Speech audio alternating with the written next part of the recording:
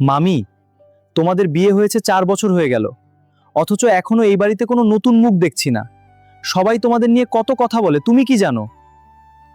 জানি রে ভাগ্নে, কিন্তু এসব কথা বললে আর কি হবে?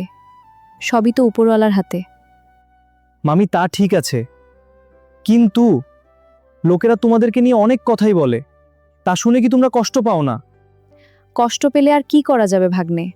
ভগবান যখন যাকে ইচ্ছা করে তখন তার কপাল খুলে দেয়। তা ঠিক আছে মামি, কিন্তু মামি, তোমায় একটা কথা বলবো। অনেক দিন ধরে বলবো বলবো ভাবছি, কিন্তু বলতে পারছি না। তুমি মাইন্ড করবা না তো? কি কথা রে ভাগ্নে? বল, সমস্যা নাই। তুই তো আমার বন্ধুর মতোই। আচ্ছা ঠিক আছে মামি, বলছি। তুমি কিন্তু মাইন্ড করতে পারবা না?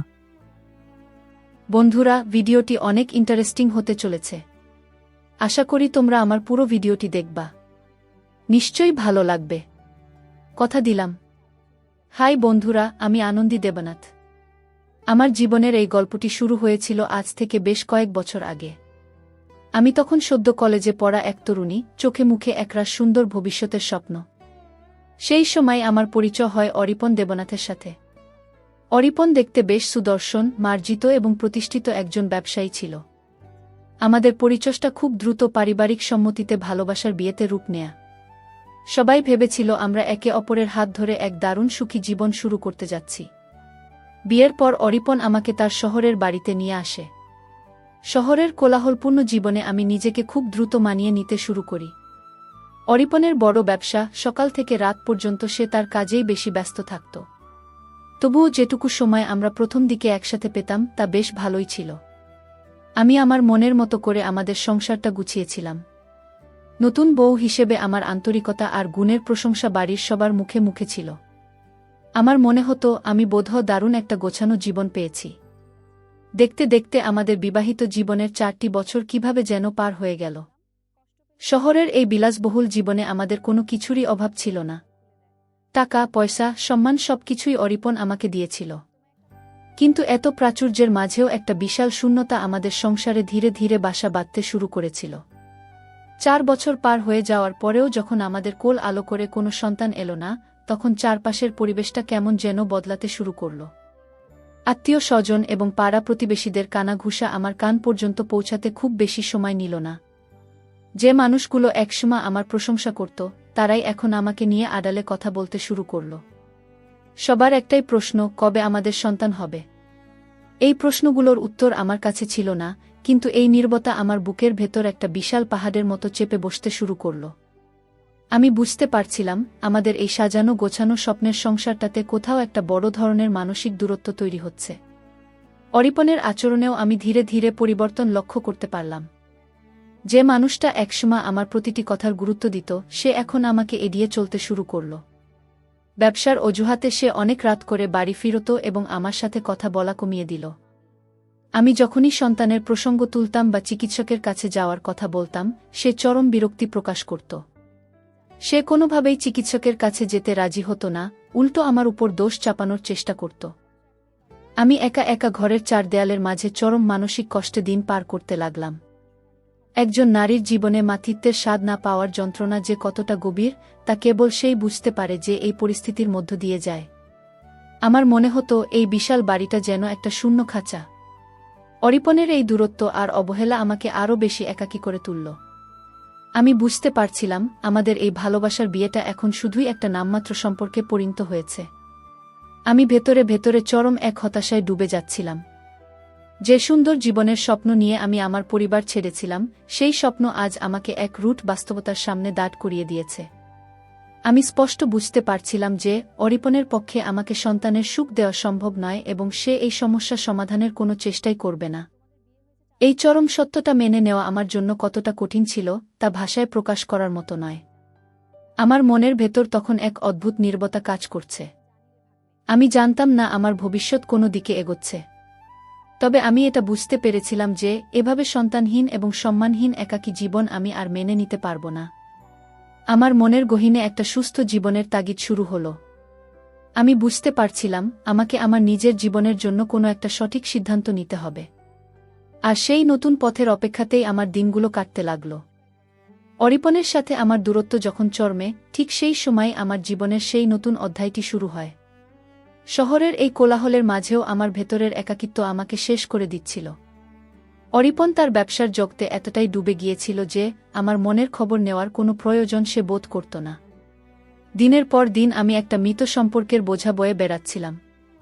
আমি বুঝতে পারছিলাম শুধুমাত্র অর্থ আর প্রতিপত্তি দিয়ে একটা সংসার টিকে থাকতে পারে না, সেখানে পারস্পরিক সম্মান আর সমবেদনা থাকা জরুরি। ঠিক এমন একটা দমবন্ধ করা পরিস্থিতিতে অরুণের সাথে আমার কথাবার্তা শুরু হয়। অরুণ ছিল অরিপনের দোকানের একজন অত্যন্ত বিশ্বস্ত ও সৎ কর্মচারী। এখানে একটা কথা পরিষ্কার করা দরকার, সম্পর্ক বা আত্মীয়তার দিক থেকে অরুণের সাথে আমার বা অরিপনের রক্তের কোনো সম্পর্ক ছিল না। গ্রামের রীতি অনুযায়ী সম্মান করে সে তার মালিক অরিপনকে মামা এবং আমাকে মামি বলে ডাকত। অরুণ ছিল একজন পূর্ণবয়স্ক, সুদর্শন এবং অত্যন্ত বিনয়ী একজন মানুষ, যে নিজের পরিশ্রমে চলত। দোকানের বিভিন্ন কাজের দরকারে অরুণকে প্রায়ই আমাদের বাড়িতে আসতে হতো।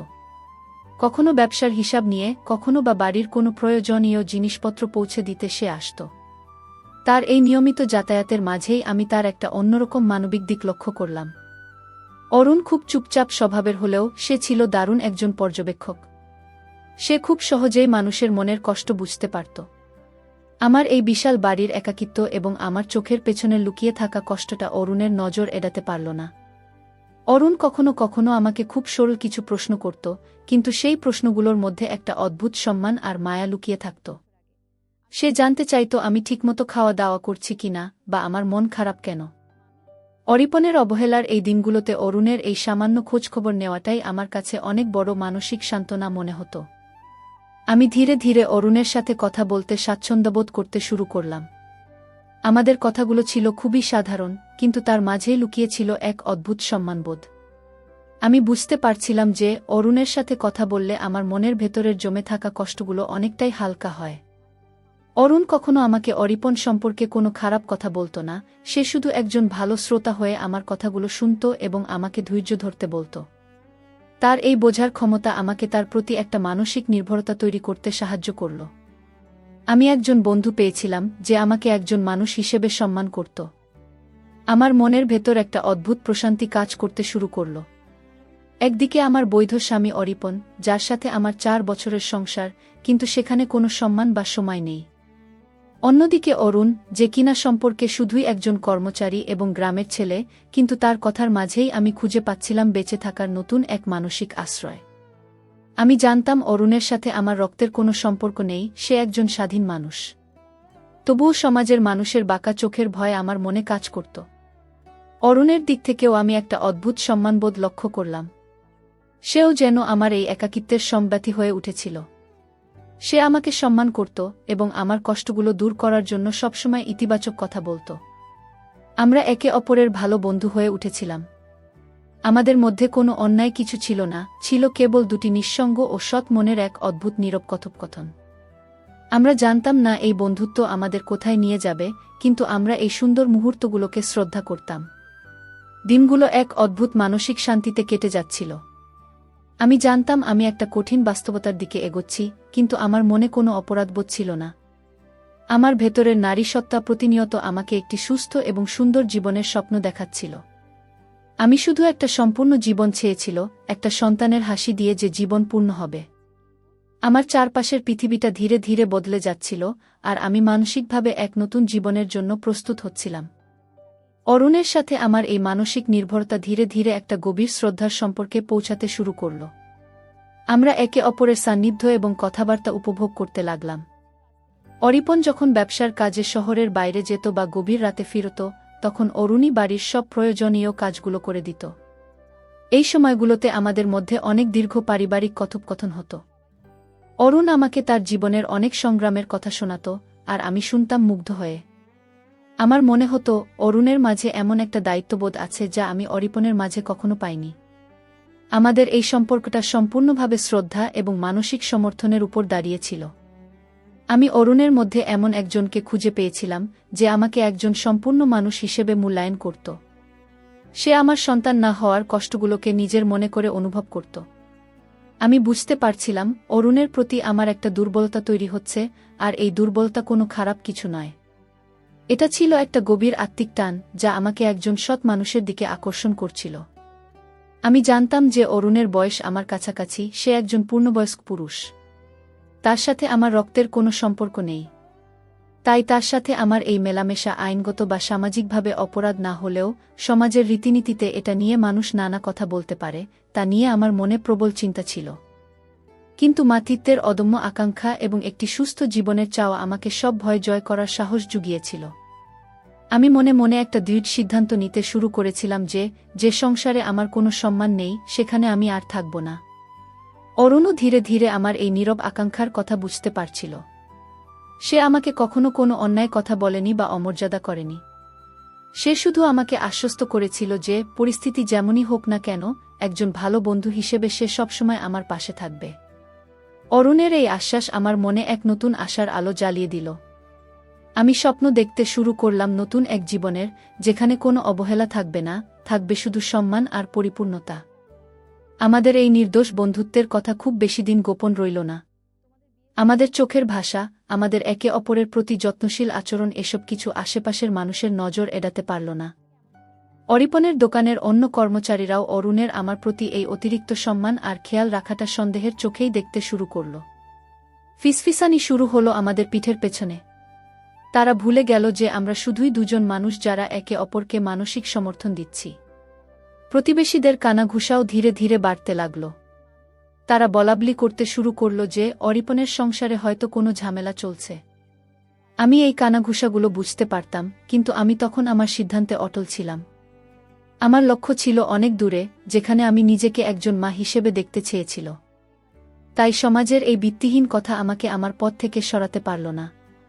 আমি জানতাম আমাকে অনেক কঠিন সামাজিক পরীক্ষার মধ্য দিয়ে যেতে হবে। একদিন বিকেলে অরুণ যখন বাড়ির বারান্দায় দাঁড়িয়ে আমার সাথে সাধারণ একটা বিষয়ে কথা বলছিল, তখন আমাদের এক প্রতিবেশী সেটা দূর থেকে দেখে ফেলে। তাদের চোখে আমাদের এই নির্দোষ আড্ডাও অনেক বড় অপরাধ বলে মনে হল। তারা তিলকে তাল করে অরিপনের কানে কথাগুলো পৌঁছে দেওয়ার ষড়যন্ত্র করতে লাগল। আমি বুঝতে পারছিলাম একটা বিশাল ঝড় খুব শীঘ্রই আমাদের উপর আসতে চলেছে। কিন্তু অদ্ভুত ব্যাপার হলো, আমার মনে কোনো ভয় কাজ করছিল না। আমি মানসিকভাবে নিজেকে পুরোপুরি প্রস্তুত করতে শুরু করলাম। আমি জানতাম যে অরিপন যখন এসব মিথ্যা কানাঘুষা শুনবে, তখন পরিস্থিতি কতটা কঠিন হতে পারে। কিন্তু আমি এটাও জানতাম যে সত্যকে চিরকাল চাপা দিয়ে রাখা যায় না। আমার ভেতরের স্বাধীন সত্তা ডানা মেলতে শুরু করেছিল। আমি শুধু অপেক্ষা করছিলাম সেই মুহূর্তটির জন্য, যখন আমি আমার মনের কথাগুলো স্পষ্টভাবে বলতে পারব এবং আমার আসল গন্তব্যের দিকে পা বাড়াব। আশঙ্কাটাই শেষ পর্যন্ত সত্যি হল। চারপাশের ফিসফিসানি আর কানাঘুষা একদিন ঠিকই অরিপনের কান পর্যন্ত পৌঁছে গেল। যারা এতদিন আমাদের সুখের সংসারে ঈর্ষান্বিত ছিল, তারাই সুযোগ বুঝে অরিপনের কাছে নানা মিথ্যা কথা বলতে শুরু করল। তারা অরিপনকে বোঝালো যে তার অবহেলার সুযোগে সংসারে ভাঙন ধরছে। অরিপন এমনিতেই ব্যবসার চাপে বদমেজাজি হয়ে উঠেছিল, এসব কথা শুনে সে নিজের অহংকারে চরম আঘাত পেল। সেদিন রাতে অরিপন যখন বাড়ি ফিরল, সে প্রচণ্ড রেগেছিল। আমি বুঝতে পারলাম আজ একটা বড় ধরনের বোঝাপড়া হতে চলেছে। অরিপন ঘরে ঢুকেই কোনো ভনিতা না করে আমাকে নানা প্রশ্ন করতে শুরু করল। সে আমার আর অরুণের কথা বলা নিয়ে চরম আপত্তি জানালো এবং আমাকে অপমানজনক কথা বলল। তার প্রতিটি কথা আমার বুকে তীরের মতো বিঁধছিল। কিন্তু আমি সেদিন বিন্দুমাত্র ভয় পাইনি বা মাথা নত করিনি। আমি শান্ত দৃষ্টিতে তার চোখের দিকে তাকিয়েছিলাম। আমি তাকে পরিষ্কার জানিয়ে দিলাম যে তার কান কথা শোনার আগে নিজের ভেতরের শূন্যতাটা একবার দেখা উচিত। আমি তাকে বললাম, এই 4 বছরের সংসারে সে আমাকে অর্থ আর গয়না ছাড়া আর কি দিয়েছে? একজন নারী হিসেবে আমার যে সম্মান আর মাতৃত্বের দরকার ছিল, তা সে আমাকে দিতে সম্পূর্ণ ব্যর্থ হয়েছে। অরিপন আমার এই স্পষ্ট কথায় আরও বেশি ক্ষিপ্ত হয়ে উঠল। সে আমাকে বাড়ি থেকে চলে যাওয়ার কথা বলল। আমি শান্ত স্বরে বললাম, এই সম্মানহীন সংসারে থাকার আমারও আর কোনো ইচ্ছে নেই। পরদিন সকালে এই ঘটনা আর আমাদের 4 দেয়ালের মাঝে সীমাবদ্ধ রইল না। খবর ছড়িয়ে পড়ল আত্মীয় স্বজন এবং সমাজের মাথাদের কাছে। সবাই মিলে সিদ্ধান্ত নিল যে এই ঘটনার একটা সুরাহা হওয়া দরকার। পাড়ার গণ্যমান্য ব্যক্তিদের নিয়ে একটা বড় সালিশ বা দরবার বসানো হলো আমাদের বাড়ির উঠোনে। চারপাশের মানুষ যেন একটা নাটক দেখার অপেক্ষায় জড়ো হয়েছিল। সবার দৃষ্টি ছিল আমার দিকে, যেন আমি এক মস্ত বড় অপরাধী। সালিশে অরিপন নিজেকে একজন প্রতারিত স্বামী হিসেবে উপস্থাপন করার চেষ্টা করল। সমাজের মাতবররা আমাকে নানাভাবে প্রশ্নবাণে জর্জরিত করতে লাগল। তারা আমাকে অরুণের সাথে কথা বলা বন্ধ করে অরিপনের কাছে ক্ষমা চাইতে বলল। কিন্তু আমি ছিলাম আমার সিদ্ধান্তে অন্ধ। আমি সবার সামনে দাঁড়িয়ে অত্যন্ত দৃঢ়তার সাথে আমার কথাগুলো বললাম। আমি তাদের জানালাম যে একটি সুস্থ সংসার শুধু টাকা দিয়ে হয় না, সেখানে সম্মান লাগে। আমি স্পষ্ট জানিয়ে দিলাম যে অরুণের সাথে আমার রক্তের কোনো সম্পর্ক নেই, সে আমার আপন কেউ নয়, সে একজন প্রাপ্তবয়স্ক স্বাধীন মানুষ এবং আমার বিপদের দিনের বন্ধু। আমি আরও বললাম যে অরিপনের সংসারে আমি কখনো মাতৃত্বের স্বাদ পাব না এবং সে চিকিৎসার জন্য রাজি নয়। আমি আমার নিজের জীবনের সিদ্ধান্ত নেওয়ার অধিকার রাখি। আমার এই সাহসী কথা শুনে উপস্থিত সবাই স্তব্ধ হয়ে গেল। তারা আশা করেনি যে একজন নারী সমাজের সামনে দাঁড়িয়ে এতটা স্পষ্ট কথা বলতে পারে। অরুণও সেদিন সালিশে উপস্থিত ছিল। সে অত্যন্ত শান্ত ও ভদ্রভাবে সবার সামনে বলল যে সে আমাকে সম্মান করে এবং আমার এই দুর্দিনে সে আমাকে মানসিক সমর্থন দিয়েছে মাত্র। সে পরিষ্কার জানিয়ে দিল যে সে কোনো আইন বা সমাজ বিরোধী কাজ করেনি। অরুণের এই সাহসিকতা আমাকে আরও বেশি শক্তি জোগাল। মাতবররা বুঝতে পারল যে জোর করে আমাদের চাপিয়ে দেওয়া কোনো সিদ্ধান্তে রাজি করানো সম্ভব নয়। তারা কোনো সমাধান ছাড়াই সালিশ শেষ করতে বাধ্য হল। সেই সালিশের পর অরিপনের সাথে আমার এক ছাদের নিচে থাকাটা সম্পূর্ণ অসম্ভব হয়ে দাঁড়াল। আমাদের সম্পর্কের সুতোটা সেদিনই চিরতরে ছিঁড়ে গিয়েছিল। আমি বুঝতে পারলাম এখন আমাকে আইনি পথে হাঁটতে হবে। আমি আমার জিনিসপত্র গুছিয়ে অত্যন্ত সম্মানের সাথে বাড়ি থেকে বেরিয়ে আসার সিদ্ধান্ত নিলাম। অরিপনের চোখের সামনে দিয়েই আমি তার সেই বিলাসবহুল বাড়ি চিরতরে ত্যাগ করলাম। আমার সামনে তখন এক অনিশ্চিত ভবিষ্যৎ, কিন্তু আমার মনে ছিল এক অদ্ভুত প্রশান্তি। বাড়ি থেকে বেরিয়ে আসার পর শুরু হলো আমার এক নতুন সংগ্রাম। আমি জানতাম আইনি প্রক্রিয়ার মাধ্যমে আমাকে অরিপনের কাছ থেকে চিরতরে মুক্ত হতে হবে, যাতে আমি স্বাধীনভাবে বাঁচতে পারি।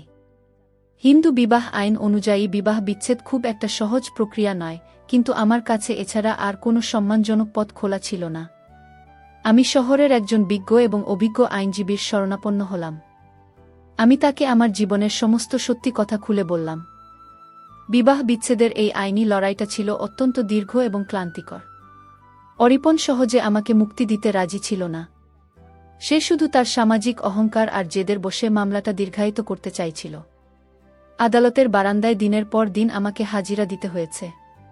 সমাজের বাঁকা দৃষ্টি, আত্মীয় স্বজনদের কটূক্তি সবকিছু আমাকে নীরবে সহ্য করতে হয়েছে। কিন্তু এই পুরোটা সময় অরুণ একজন সত্যিকারের অভিভাবকের মতো আমার পাশে দাঁড়িয়েছিল। তার এই নিঃস্বার্থ সমর্থন আমাকে কখনো ভেঙে পড়তে দেয়নি। অরুণ আমাকে মানসিকভাবে প্রচুর সাহস জুগিয়েছিল।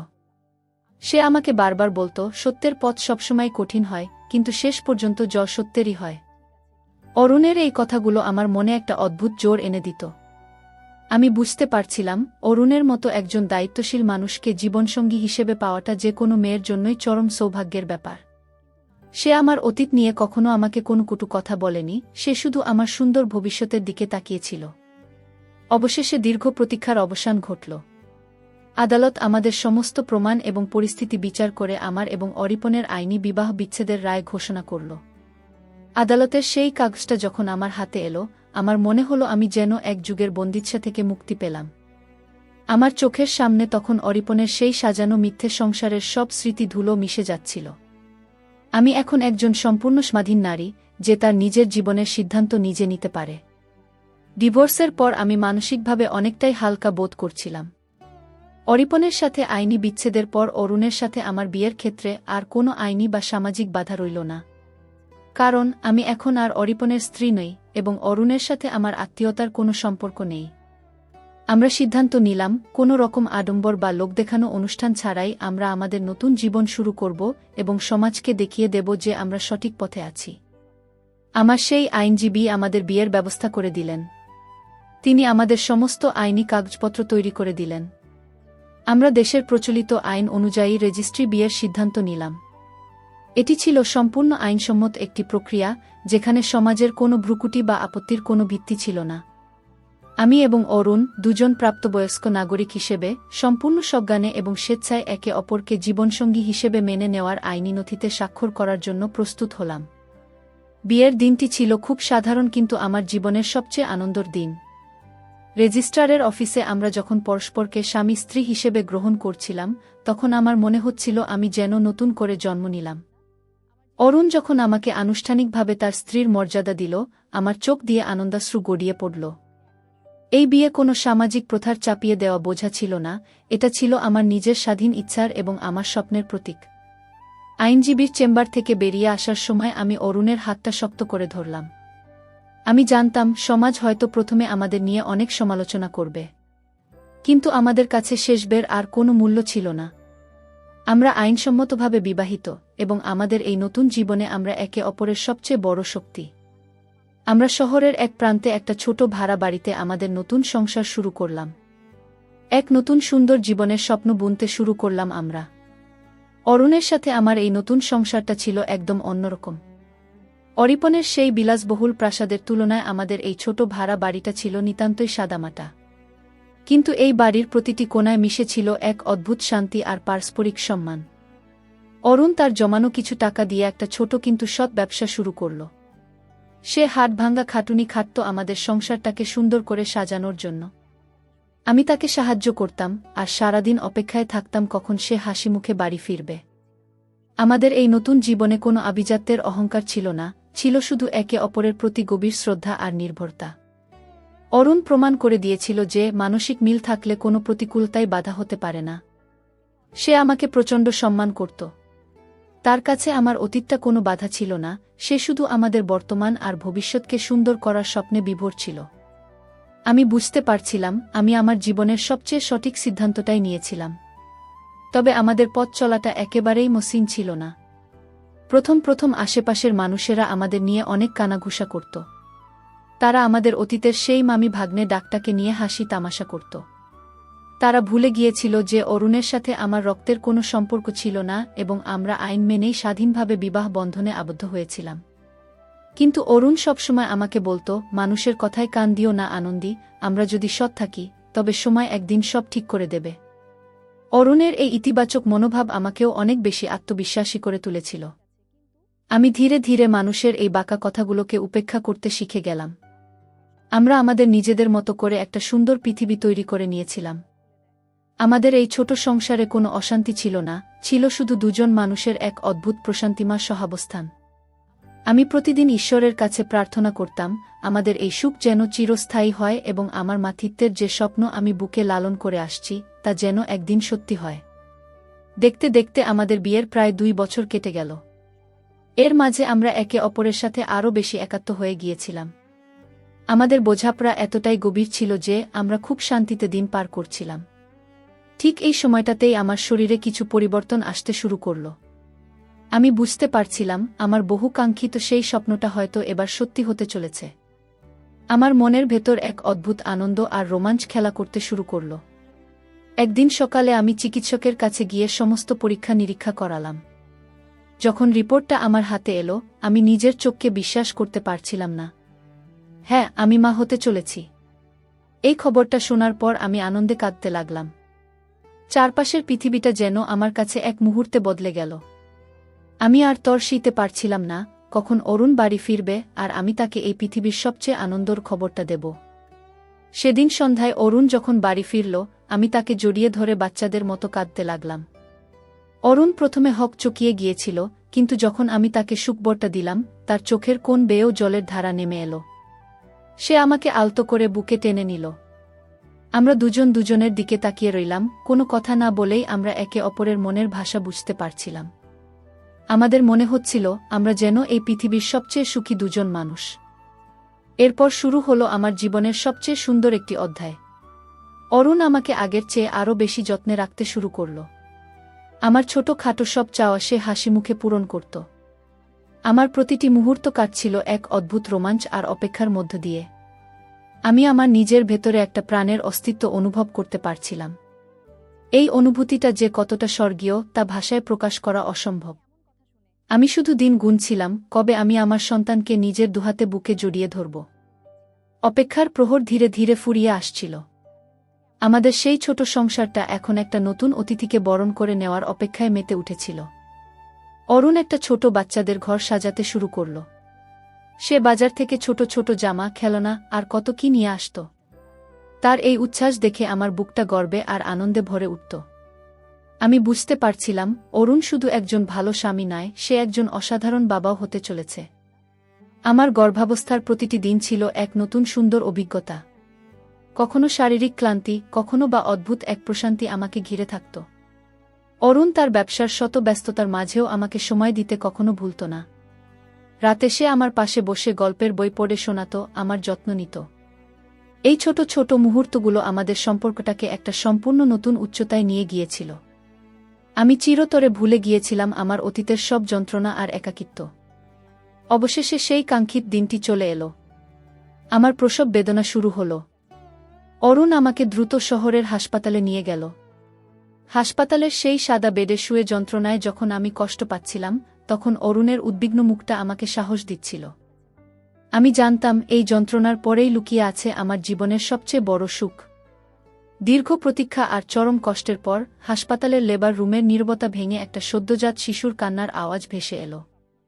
ডাক্তার হাসিমুখে আমাকে জানালেন আমার একটা ফুটফুটে পুত্র সন্তান হয়েছে। এই কথাটি শোনার পর আমার সব ক্লান্তি যেন এক মুহূর্তে কোথায় মিলিয়ে গেল। নার্স যখন সেই ছোট্ট তুলতুলে প্রাণটাকে পরিষ্কার করে আমার বুকের কাছে ধরল, আমি যেন জীবনের চরম সার্থকতা অনুভব করলাম। আমার চোখ থেকে অঝরে আনন্দাশ্রু গড়িয়ে পড়তে লাগল।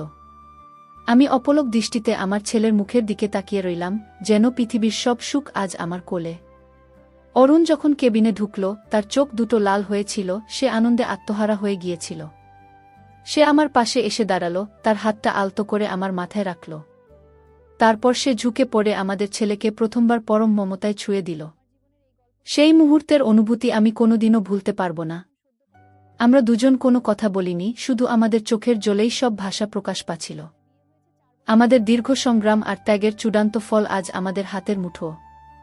আমি আমার ছেলেকে বুকে জড়িয়ে ধরে মনে মনে ভাবছিলাম, এই দিনটির জন্যই তো আমি আমার জীবনের এত বড় একটা সিদ্ধান্ত নিয়েছিলাম।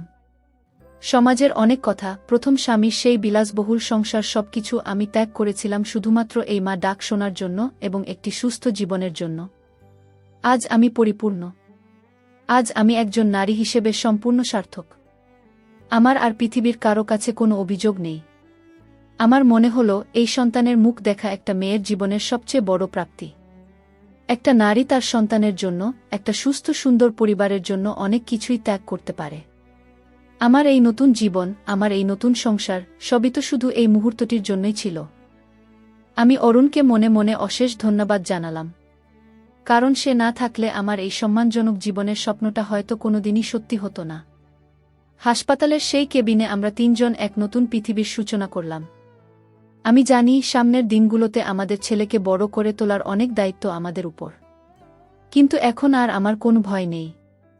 আমার পাশে অরুণ আছে, আর আমার কোলে আছে আমার বেঁচে থাকার সবচেয়ে বড় অবলম্বন।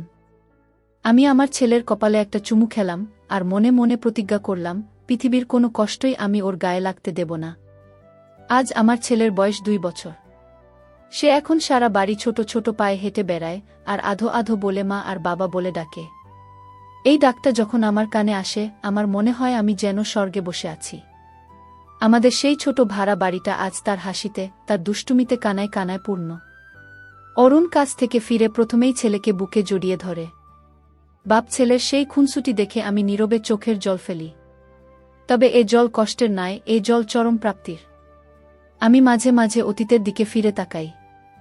অরিপনের সেই বিশাল বাড়ি, সেই প্রাচুর্য সবকিছু কেমন যেন অর্থহীন মনে হয় আজ। সেখানে সবকিছু ছিল, কিন্তু সম্মান আর মানসিক শান্তি ছিল না। আমি যদি সেদিন সমাজের ভয়ে সেই সম্মানহীন সংসারে পড়ে থাকতাম, তাহলে হয়তো আজ আমি এই সুখের দেখা পেতাম না। আমি আজ বুঝতে পারি, নিজের সুখের জন্য, নিজের পূর্ণতার জন্য মাঝে মাঝে কিছু কঠিন এবং সঠিক সিদ্ধান্ত নিতে হয়।